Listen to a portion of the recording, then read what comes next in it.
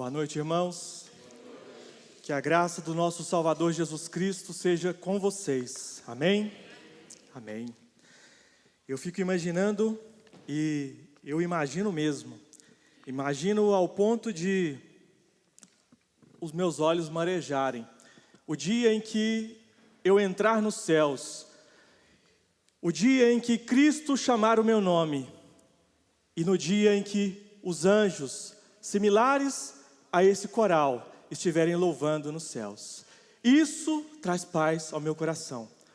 Esse louvor é um louvor que agrada a Deus, porque é a expressão de uma alma que foi remida, é a expressão de uma alma que foi totalmente comprada e lavada pelo Cordeiro Jesus. Isso nos traz paz, isso traz júbilo, isso traz esperança. Só em Jesus nós podemos confiar. Durante a noite, Ele é a nossa luz. E nas nossas batalhas, Ele é aquele que nos ajuda a travar cada uma delas.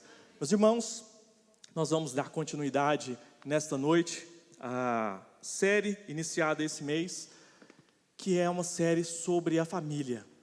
Famílias imperfeitas, mas o nosso Deus é um Deus que promove uma graça perfeita. Então, para cada família, Deus derrama a sua graça. Nós hoje olharemos para a vida do patriarca Isaac, para a vida dele e para a vida da sua família. E nós vamos perceber algo muito interessante. A família dele é uma família bíblica, mas é uma família muito similar à nossa, porque ele é uma família cheia de problemas. Mas também é uma família onde desfruta da graça de Deus. Então, o título do sermão desta noite é Experimentando a Graça de Deus em Nossas Famílias. Eu gostaria de convidar vocês a abrirem a Bíblia em Gênesis 25, a partir do verso de número 19. Gênesis 25, 19, nós leremos alguns versículos da palavra de Deus.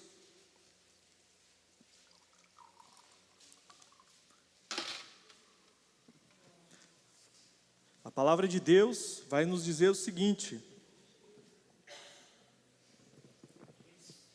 Gênesis 25, 19. Palavra de Deus. São estas as gerações de Isaque, filho de Abraão. Abraão gerou a Isaque. Era Isaque de 40 anos, quando tomou por esposa a Rebeca, filha de Betuel, o arameu de Padã Arã, irmã de Labão, o arameu. Isaque orou ao Senhor por sua mulher, porque ela era estéril. E o Senhor lhe ouviu as orações, e Rebeca, sua mulher, concebeu. Os filhos lutavam no ventre. Então ela disse: se é assim, por que vivo eu? E consultou ao Senhor, e o Senhor lhe respondeu: 2 nações há no teu ventre, 2 povos nascidos de ti se dividirão. Um povo será mais forte do que o outro, e o mais velho servirá ao mais moço. Cumpridos os dias para que desse à luz, eis que se achavam gêmeos no seu ventre. Saiu o primeiro, ruivo, todo revestido de pelo, por isso lhe chamaram Esaú.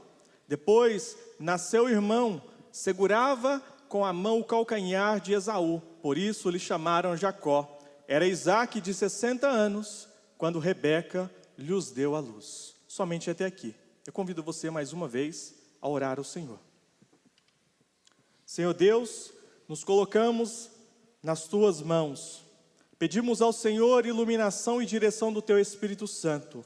Rogamos a tua graça, Deus, salvadora, redentora, restauradora, para que, ó Deus, a boca deste pecador torne-se boca de Deus. Torne-se, ó Deus, neste momento um arauto do Senhor. E que eu possa, ó Deus, nesta noite comunicar a este povo, que é povo do Senhor, a tua santa palavra. Eu peço a Deus que os meus irmãos possam ter um coração, ó Deus, fértil, como uma terra fértil. E que nesta noite, ó Deus, o teu Espírito Santo plante nos nossos corações a tua santa palavra. E que possamos sair daqui com a certeza de que o Senhor nos ama, de que o Senhor nos chamou para nos abençoar, para nos restaurar, a começar pelos nossos lares. É o que nós te pedimos, Pai eterno, em nome de Jesus.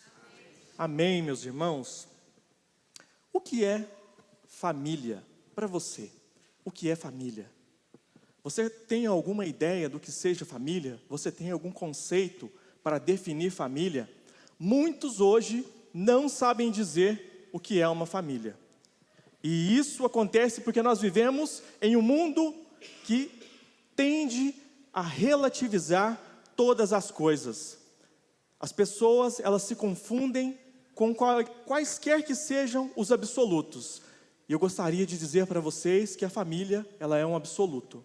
E ela é um absoluto instituído por Deus. A família, ela é uma instituição milenar e indissolúvel. Mas para o mundo moderno, o mundo que tende a pegar tudo e dizer, depende. Depende da situação, depende do lugar, depende da circunstância, também diz que a família depende. Mas será? Será que a família depende? Acredito que não.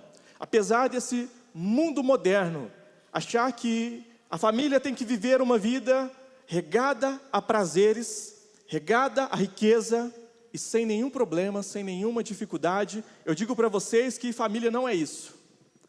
A família, ela é um construto de Deus, ela é uma construção de Deus, e nós percebemos que, após cada percalço, nós, enquanto famílias, nos amamos ainda mais, apesar dos nossos maiores defeitos, apesar das nossas falhas.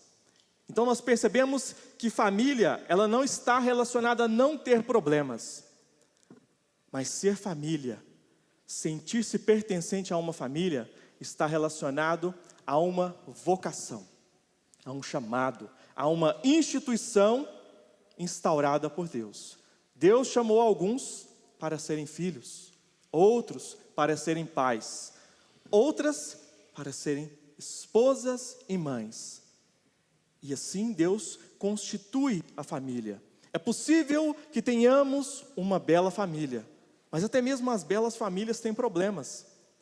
Até mesmo famílias que aparentemente aos nossos olhos são melhores do que a nossa, são famílias que têm problema. A beleza de uma família não depende do quanto se tem na conta bancária, ou do quanto se posta de viagens no Instagram.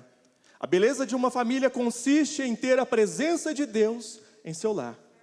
E a família de Isaac, ela apresenta para nós algo muito interessante. Ela apresenta um contraste entre a beleza e os problemas. E nós perceberemos como que isso pode se entrelaçar com a nossa vida. E para que a gente possa entender melhor o que a palavra de Deus tem para nos dizer, eu gostaria de propor, em primeiro lugar, o seguinte: a beleza da família de Isaac contrasta com seus problemas. O nosso personagem é Isaac, e ele possuía uma família linda, uma esposa, 2 filhos ele teve. A Bíblia vai nos dizer, dos versos 19 a 26, que Isaac se casou aos 40 anos. Há esperança para alguns. Mas é o seguinte, a mulher com quem Isaac se casou, ela era estéril. E a postura de Isaac para com a sua mulher que era estéril é uma postura ativa de um homem que luta com a sua esposa e pela sua esposa. Ele se dobra diante de Deus, e o versículo de número 21, acompanhe comigo na sua Bíblia, diz o seguinte: Isaac orou ao Senhor por sua mulher, e o Senhor ouviu as orações, e Rebeca, a sua mulher, concebeu. Este é um homem de fé, este é um homem de oração, este é um homem que luta pelo seu lar.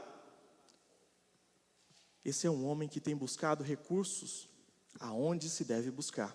A Bíblia nos diz que desde o ventre dela, os irmãos que ali foram formados, Esaú e Jacó, eles viviam já em guerra. E a resposta dessa mãe, ao perceber que esses filhos viviam em guerra, é a seguinte: é desesperador. Se é assim, por que vivo eu? Uma notinha de rodapé aqui para nós.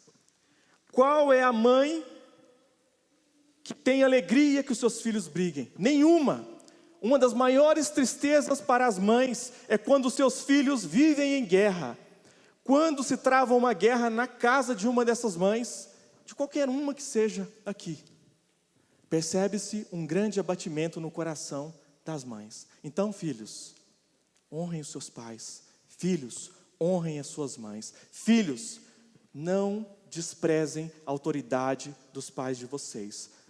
A guerra entre os filhos, a guerra na família, ela não gera somente o desespero, ela gera uma apatia e traz também o desânimo de viver. Essa mulher, ela pergunta o seguinte: se é assim, por que vivo eu? A guerra entre filhos, ela pode destruir as bases emocionais de um lar. Ela pode destruir as bases espirituais de uma mãe. Quantas mães não deixam de vir à igreja ou de partilhar da comunhão porque ela não se sente feliz com o seu lar? Então, filhos, o meu conselho para vocês nesta noite é: não briguem, não gerem guerra no próprio lar de vocês. Após Rebeca fazer essa pergunta, Rebeca, ela busca o auxílio do Senhor. E a resposta do Senhor é a seguinte, verso 23. 2 nações há no seu ventre, 2 povos nascidos de ti se dividirão. Um povo será mais forte do que o outro, e o mais velho servirá ao mais moço. Com este pano de fundo, com essas palavras proferidas por Deus, nós podemos vislumbrar um horizonte de guerra, um horizonte de luta, um horizonte que aparentemente só tem problemas. Como eu disse a vocês, eles tiveram 2 filhos, Esaú e Jacó. Esses meninos nasceram e cresceram. Esaú era o primogênito, ele se tornou caçador, um homem valente, um homem do campo, enquanto Jacó era um homem pacato, era um homem do lar. Ele era um homem que acompanhava a sua mãe. E a Bíblia vai nos dizer que Isaque amava Esaú, porque Esaú era um caçador e fazia uma gostosa comida com a sua caça, enquanto Rebeca amava a Jacó. Aqui nós temos já uma anormalidade dentro de um lar, a preferência por um filho em detrimento de outro.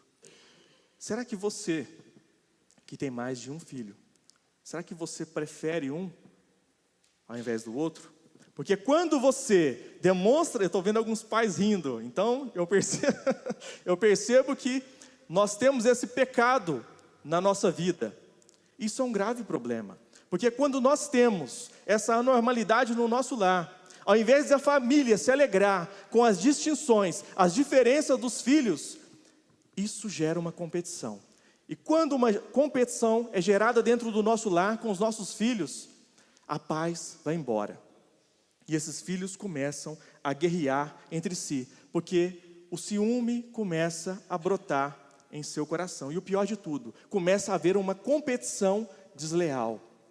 E é isso que nós percebemos aqui. A Bíblia indica que, diferente de Abraão, Isaque, ele teve uma única esposa, uma única mulher. A Bíblia não dá indícios para nós de que Isaque teve outras mulheres. Então Isaque cumpriu a palavra de Deus. Ele casou-se de maneira monogâmica, entendendo que o casamento ele é indissolúvel.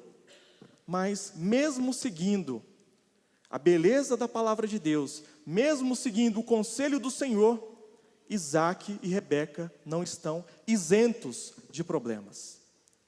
Isso quer dizer uma coisa para nós, que mesmo que você siga a palavra de Deus, à risca, você não está isento de problemas. O tempo passa, os filhos crescem e os pais envelhecem. E para que a gente possa entender melhor essa história, o desenrolar dessa história, Moisés nos fornece no capítulo 27. E lá no capítulo 27 de Gênesis, nós percebemos que Isaque, ele é encontrado já em avançada idade e com dificuldades para enxergar. Então Isaque chama o seu filho Esaú e diz a ele o seguinte: meu filho, eu estou velho, versos 2 a 4.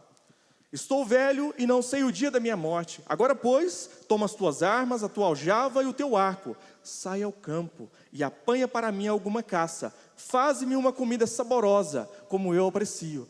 Traze-ma para que eu coma e te abençoa antes que eu morra. Mas não acaba aqui. Aqui nós sabemos que Isaque prefere a Esaú. Mas vejam a atitude da sua esposa, Rebeca. Verso 5. Rebeca esteve escutando enquanto Isaque falava com Esaú, seu filho. Depois de tantos anos de casada, depois de uma longa jornada com seus filhos, o que faz uma esposa ficar espreitando a conversa de um pai com o filho? Vocês acham que isso é correto em um casamento? Não é. Apesar de o casamento ser algo que não há mais privacidade, ele havia chamado o seu filho mais velho para pedir que ele fosse à caça. Mas Rebeca, ela começa ali, a partir de espreitar o seu marido e o seu filho, a articular um plano. Para quê? Para enganar o seu marido e para enganar o seu filho. Nós estamos falando de personagens bíblicos e talvez nós temos a falsa sensação de que eles são super-homens e super-mulheres, mas não são. Eles são pecadores como nós. Ela não somente espreita Isaac quando ele falava com Esaú, mas ela conta isso ao seu filho Jacó. E mais, ela articula um plano com Jacó. Ela fala para Jacó o seguinte: vai enquanto o seu irmão está caçando, pega do rebanho do seu pai 2 cabritos e traz aqui para mim, porque eu vou fazer uma comida saborosa para o seu pai. Então, aquele rapaz, Jacó, ele segue a sua mãe. Nós temos aqui um grave pecado na vida de Rebeca. Ela está sendo manipuladora, manipulando o seu filho mais novo, enganando o seu marido e enganando o seu pai. Por que eu digo que ela está manipulando o seu filho mais novo? Deus havia dado uma promessa para ela e para o filho mais novo dela, mas para que essa promessa fosse adiantada, ela coloca na cabeça de seu filho que essa é a maneira correta de obter a bênção de Deus, a bênção de seu pai. E ela faz o seguinte: ela caracteriza o seu filho mais novo para que ele se pareça com o seu filho mais velho. Nós percebemos um grave erro aqui. Mas como hoje é dia das mães, eu não quero ficar expondo Rebeca, tá? E os pecados de Rebeca, senão depois as irmãs não vão querer nem falar comigo. Se Rebeca faz algo desse nível, para manipular os seus filhos, o seu marido, a culpa não é somente dela. Para que em um lar haja uma esposa manipuladora, ali naquele lar tem que ter um homem que deixa de ser ativo para se tornar um homem totalmente pacato, passível, que não gera mais segurança nessa mulher. Ao ponto dela tomar as rédeas desse lar e resolver com seu próprio achismo e querer aquilo que ela acha que é correto. A Bíblia não nos dá detalhe do que pode ter acontecido para que no final da vida eles pudessem viver dessa forma, para que ela se tornasse essa mulher manipuladora e ele se tornasse esse homem em desarmonia com seu próprio lar, esse homem totalmente pacato. A Bíblia nos diz, lá no verso 21 do capítulo 25, que Isaac era um homem totalmente ativo. Ao saber que a sua esposa tinha uma necessidade, ele ora a Deus, ele luta com Deus, ele busca a bênção de Deus para a sua esposa, para o seu lar, mas o tempo passa, e esse homem deixa de ser ativo, e dessa forma, ele deixa de ser alguém comprometido com aquela que ele tem que ser, a sua esposa. Nós percebemos que ele é um homem ativo porque Deus não ouve pessoas descomprometidas. Então ele era alguém comprometido, ele era alguém que buscava, ele era alguém com desejo. E esse desejo fez ele receber a bênção de Deus. Mas o tempo se passa e, como eu disse a vocês, ele se torna um homem que gera insegurança para sua mulher. E ele gera insegurança para sua casa. E talvez essas são possibilidades. Se eu perguntar para qualquer um de vocês, quando vocês lerem o texto, talvez vocês digam diversas outras coisas que levaram aos graves pecados que eles cometeram.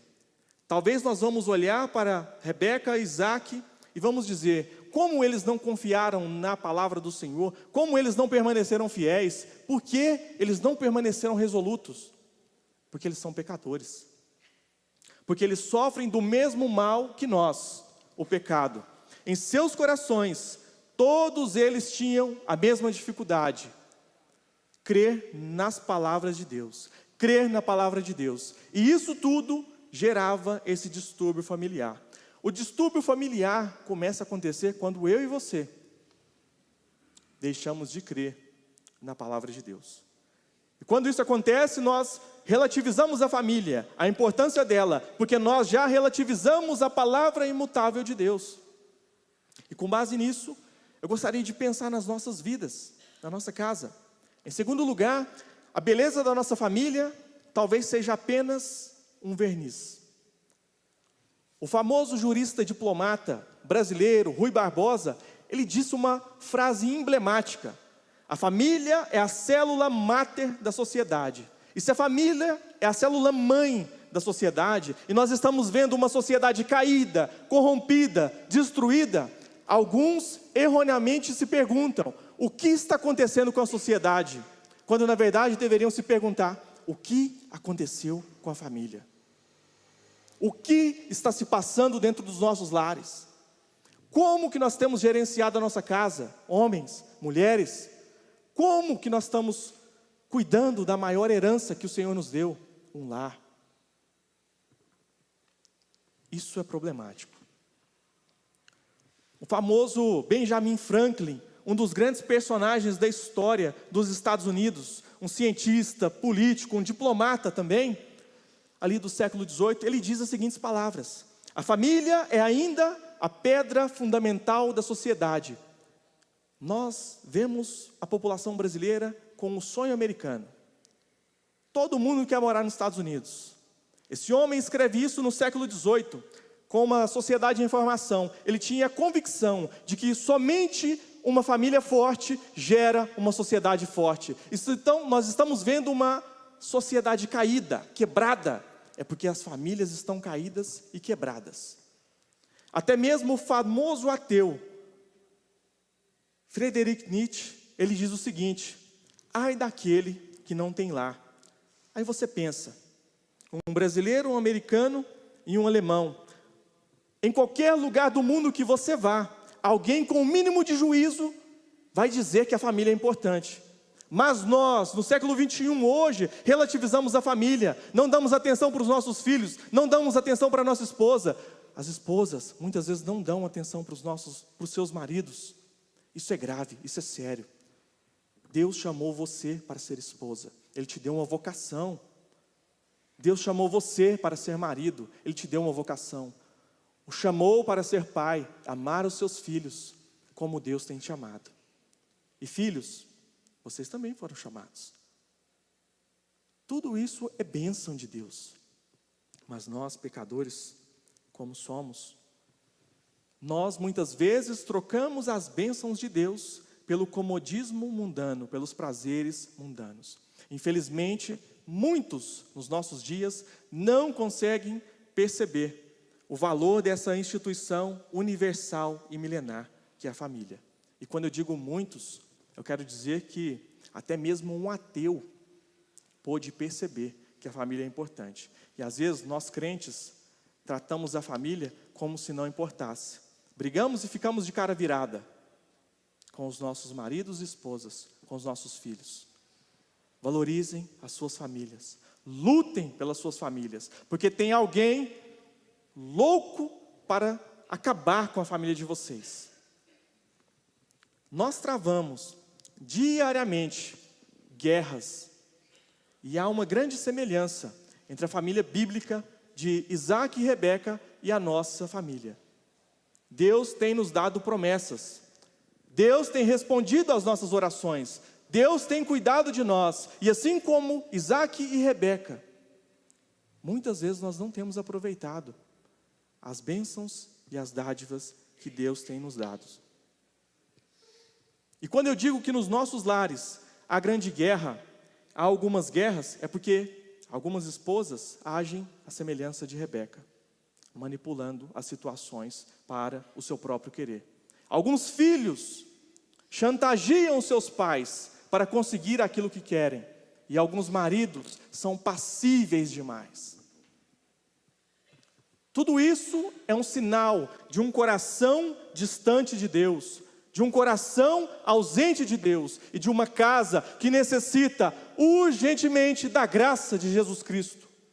Nós precisamos da graça do Senhor. Queridos, esse cenário ele é tempestuoso. Nós temos visto diariamente filhos contra pais, pais contra filhos. Mas eu quero dizer para vocês, pais, os filhos não são seus inimigos. Eles não são seus inimigos. Não devem ser. Filhos, os seus pais também não são seus inimigos. A nossa luta, ela não é contra sangue e não é contra carne. A nossa luta, ela é espiritual. E ela é desenvolvida dentro de uma esfera espiritual. O seu inimigo não é o seu esposo, é o mundo. O sistema de pensamento mundano que diz para você que o seu marido é insuficiente, que o salário que ele ganha é insuficiente, que a maneira como ele conduz o lar é insuficiente. Esposa, o seu inimigo não é o seu marido. Marido, a sua inimiga não é a sua esposa. O seu inimigo é o diabo, que anda ao nosso derredor, bramando como leão, querendo nos tragar, querendo nos peneirar.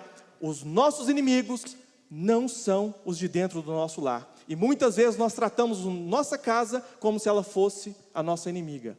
Mas eu quero dizer para você, que você não deve dar ouvido para aqueles que dizem que o seu esposo é um esposo cheio de defeitos e pecados e que ele não serve para você. E que a sua mulher, ela já não é a mesma que antes. E que os seus filhos não são como os filhos deles. Não deem ouvidos a essas pessoas, mas lutem pelo seu lar, lutem pela sua casa, lutem pelos seus maridos e pelas suas esposas, porque Deus deu a vocês esta família foi dada por Deus, ela é um presente de Deus, e como presente de Deus, nós devemos amar a nossa família, apesar dos nossos defeitos, apesar dos nossos pecados, e nós devemos lutar por ela.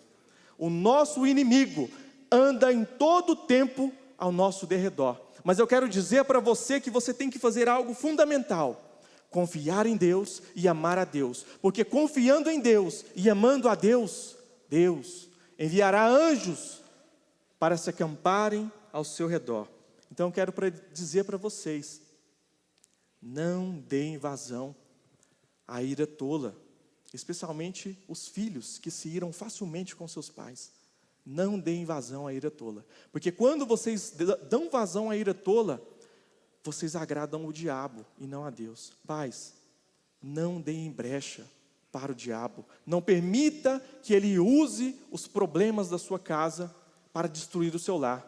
Esposas, não se amoldem a esse mundo, não permitam que esse mundo conduza vocês daqui para lá, mas sejam renovados por Jesus Cristo, pela mente de Jesus.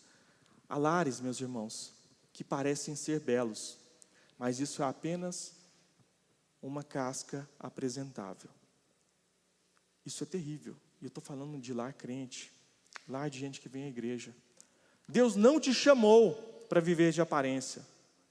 E Deus também não te chamou para viver infeliz. Deus não faz um lar para que aquele lar viva em briga e em tristezas e infelicidades. Não, Deus te chama para a vida, Deus te chama para a paz, Deus te chama para viver o ápice da família, que é ter Cristo no seu lar, porque a despeito de qualquer situação que seja, se Cristo estiver no seu lar, é isso que nós precisamos. A família, o lar, ele é um dos bens mais preciosos que nós temos.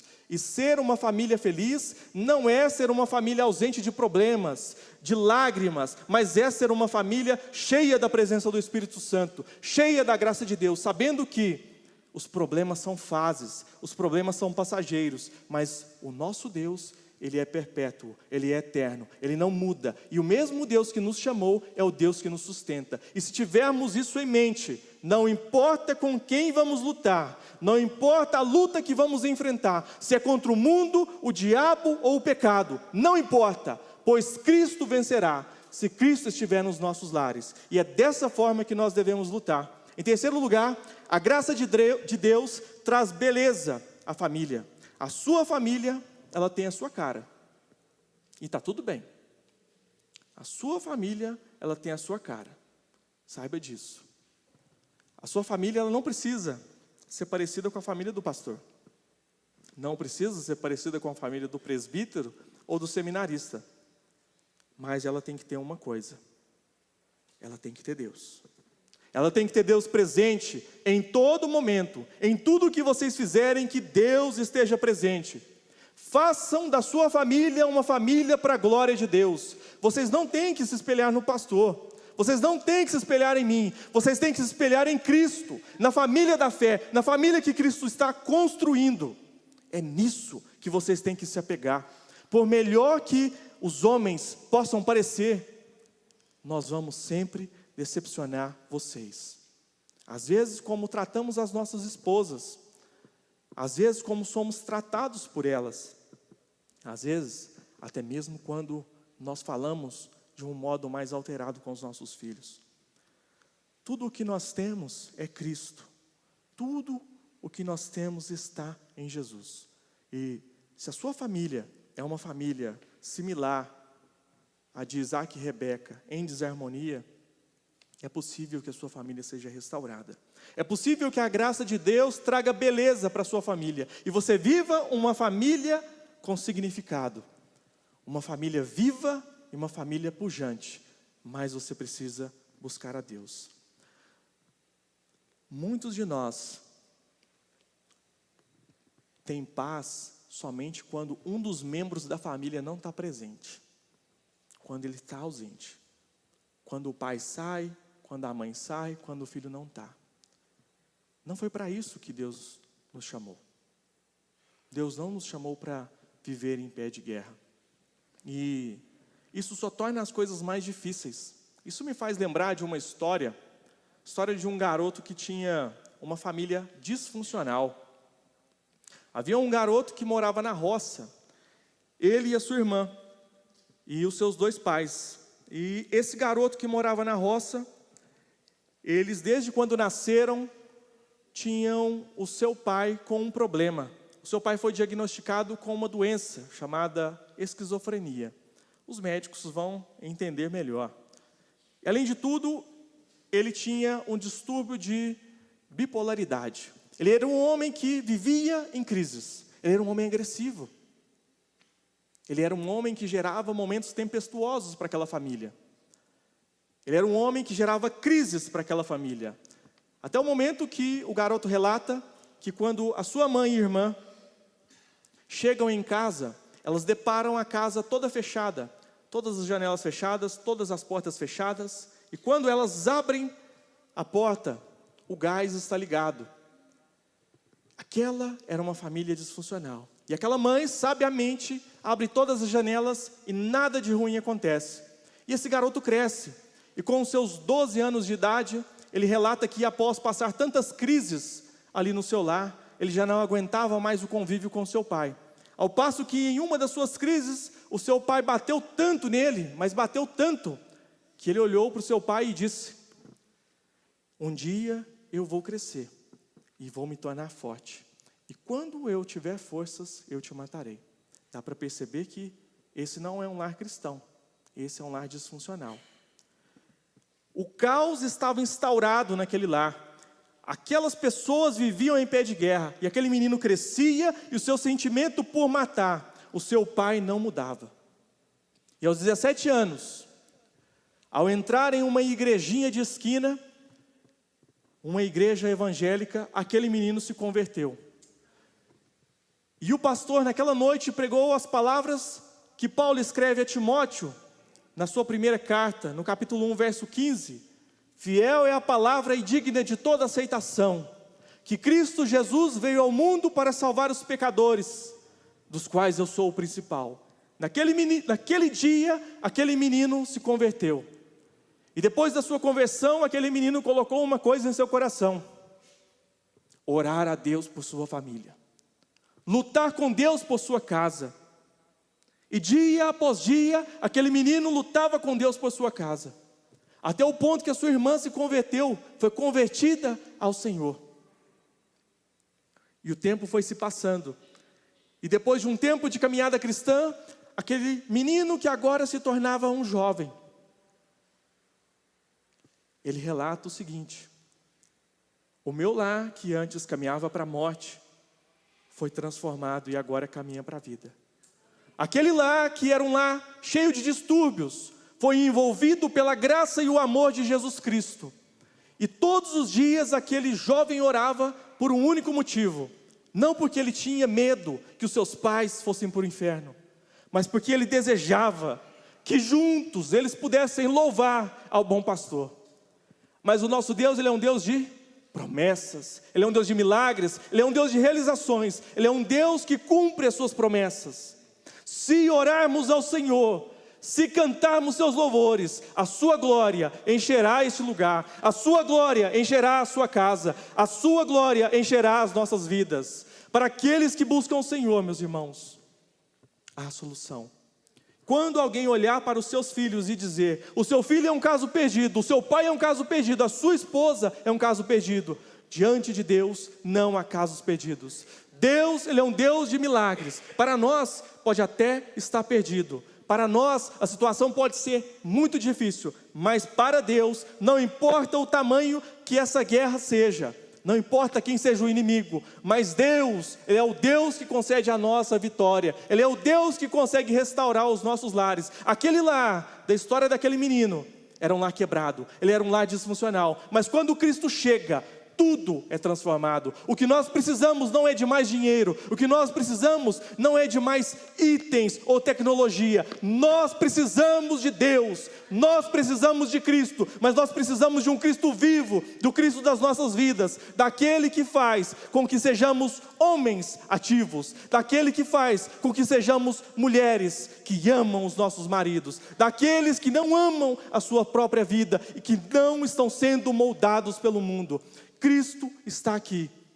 Eu não sei qual é a luta do seu lar, mas eu sei de uma coisa: há uma luta no seu lar, talvez com seu marido, talvez com seus filhos, talvez você hoje seja o problema do seu lar, mas eu digo a você, mesmo que o problema seja você, o Cristo que faz um pacto com a humanidade está aqui presente, para restaurar a nossa vida, restaurar o nosso lar. Meus irmãos, a última palavra vem de Deus, sempre. Não deem ouvidos ao diabo, não deem ouvidos ao mundo, não deem ouvidos àquelas pessoas mexeriqueiras, que gostam de cuidar da vida dos outros. Deem ouvidos a Deus, o Senhor, o nosso Deus. Ele já havia demonstrado a Isaac e Rebeca que Ele é um Deus fiel. Ele havia concedido àquele casal tudo aquilo que Ele havia proposto, mas aquele casal tentou fazer as coisas do seu jeito. Rebeca, ela tomou uma postura problemática. Deus havia dito que um filho seria mais próspero do que o outro, e que um serviria, o mais novo serviria o mais velho. Mas ela quer, com a força dela, dar uma ajudinha para Deus. E sabe quando nós damos uma ajudinha para Deus, o que acontece? O caos acontece. Tudo pode dar errado quando nós queremos dar uma ajudinha para Deus. Mas o que eu quero dizer para vocês é o seguinte: a postura de Rebeca, mesmo tendo recebido a palavra de Deus, é a postura que descreve o seguinte: Senhor, eu no seu lugar faria melhor. Quantas vezes nós pegamos as promessas de Deus e queremos antecipar? Quantas vezes nós fazemos isso? Que Deus tenha misericórdia de nós. Nós não podemos fazer melhor do que Deus, porque a obra que Deus faz é uma obra perfeita. Quem de nós daria os nossos filhos? A minha filha nem nasceu, mas eu tenho a certeza de uma coisa, me perdoem, eu jamais entregaria ela por vocês, jamais, jamais. E eu tenho a convicção de que vocês também não. Mas há um Deus que realiza uma obra perfeita. E a obra perfeita que Cristo realiza na cruz é a obra do Pai. É a obra que o Pai instituiu. Deus nos dá Cristo para morrer em nosso lugar, para fazer de famílias disfuncionais famílias cheias da graça de Deus. Deus nos dá a oportunidade de experimentarmos o céu aqui na terra. Muitos estão desejosos do céu e muitos se isolam porque odeiam a terra. Cristo nos dá do céu aqui na terra. Você quer provar do céu? Venha à igreja. Você quer provar do céu? Cante louvores. Você quer provar do céu? Dobre-se de joelhos diante de Deus. Você quer provar do céu? Clame por Cristo na sua casa. Clame por Cristo na sua vida. para um lar sujo pelo pecado, manchado pelas coisas que acontecem no passado, o sangue de Cristo, ele é a solução para purificar esse lar. Para um lar quebrado pelas brigas, pelas críticas, Jesus Cristo é o oleiro divino que pega-nos nos seus braços e, se preciso for, ele nos remodela e nos quebra para tornar cada um de nós vasos para a glória de Deus. Para um lar cheio de disfunções, a graça de Deus em Jesus Cristo, ela é suficiente para nos organizar. Eu gostaria de concluir desafiando vocês a 3 coisas. Em primeiro lugar, lute por sua família. Não desista da sua casa. A sua casa é um presente de Deus. Lute com Deus. Mães, eu agradeço vocês por cuidar dos seus filhos da maneira como vocês cuidam. Porque vocês estão desempenhando um papel muito importante na sociedade, onde as famílias não são compostas mais por uma mulher e um homem.